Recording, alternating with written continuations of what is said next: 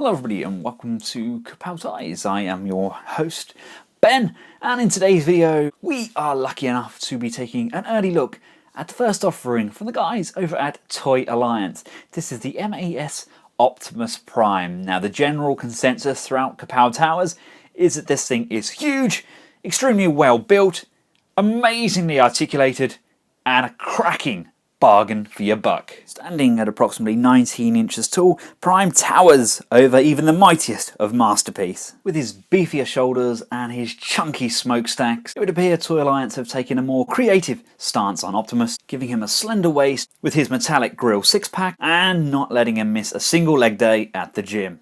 It's not until you get Prime in hand that you can truly begin to appreciate just what an amazing job these guys have done. I mean, there's no denying that that's obviously Optimus Prime. And unfortunately, as fate would have it, the batteries have died just before filming.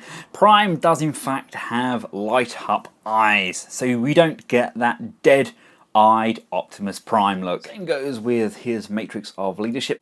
That too is powered by batteries. It's just simple poses like this that can really showcase how articulated a figure is. There aren't many primes that have this type of reach. Now, size and looks isn't the only thing that this Optimus has going for it. Let's quickly cover the levels of articulation. Now, please bear in mind that this is still a very early test shot, so things may differ slightly, but the head can look up and down. I mean, that is a fantastic downward motion. We can go left and right. It's a little bit creaky at the moment. The neck itself is also on an additional hinge, so that can look upwards, and then you can look up additionally with the head. The arms are on a butterfly joint, so they can go forwards and backwards. We can bring them in and out. We can go all the way around on a lovely soft ratchet. We have an upper bicep rotation.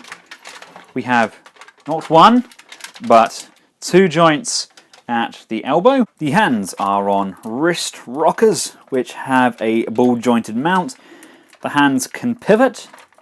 The fingers have 1, 2, 3 points of articulation and are also on balls, so we can separate the fingers individually. And the thumb itself is also ball mounted with 3 points. Again, this is a little bit loose on here, but that will be rectified for the final product. Prime's chest can move up and down on a very nice ab rocker.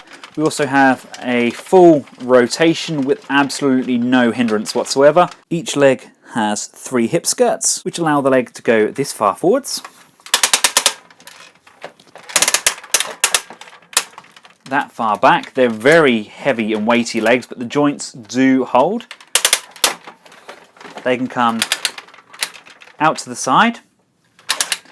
There is also an upper thigh rotation. Coming around to the knee, we have not one, but 2 joints on the knee.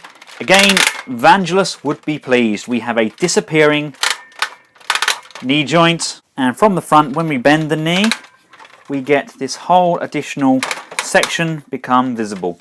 The feet can move up and down. They do pivot quite nicely. Now, unfortunately, the feet themselves don't rotate left to right. Now, we do get the rotation in the thigh, but I would have liked either a rotation point in the knee or perhaps in the foot itself.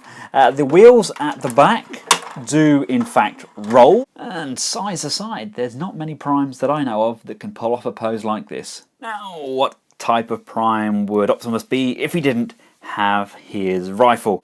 Even the rifle supply comes in around 8.5 inches, and my wife assures me that is big. We've got some really nice silver, just the odd little highlighted accent. I think it does make all the difference. And I'll prove to you that this is a special super duper early edition because we still have residue of sticky tack on there, or blue tack as we call it here in the UK. It was on display at TF Nation where it was being held for 2 days, and they just put a little bit on there extra to help with the support. Now I've been displaying it without this, and it does peg nicely into the hand. It's not the tightest of fits, hence the reason they use the sticky tack, but it definitely does fit nonetheless. I would like an LED to be fitted inside the gun. I don't know if that's possible. It's just such a huge rifle, you'd think there would be one. But again, that's all feedback that we're going to give them. What are your thoughts? So there we have it, ladies and gentlemen. This is a very early look. Now, as previously mentioned, we are very impressed by it, and of course we'll be stocking it. But where we differ is how we would compare this with build quality.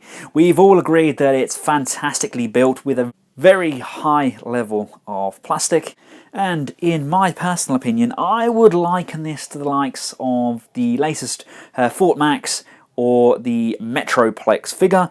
That kind of style of plastic, only with joints that work. I mean, the plastic may be thicker on this. We may be talking something like the lines of the Ultra Magnus, or maybe something by Mastermind Creations.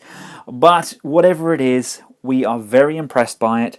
And when we ship him back to the supplier, we'll all be very sad to see him go. I hope you've enjoyed the video. The link for this product is in the description below. Let us know what you think. Should the Transformers genre be left to transforming robots? Or are you happy to get action figures as long as they have this level of detailing and this level of posability? Until next time, from myself and the rest of the Kapowtoys team, thanks for watching. Goodbye.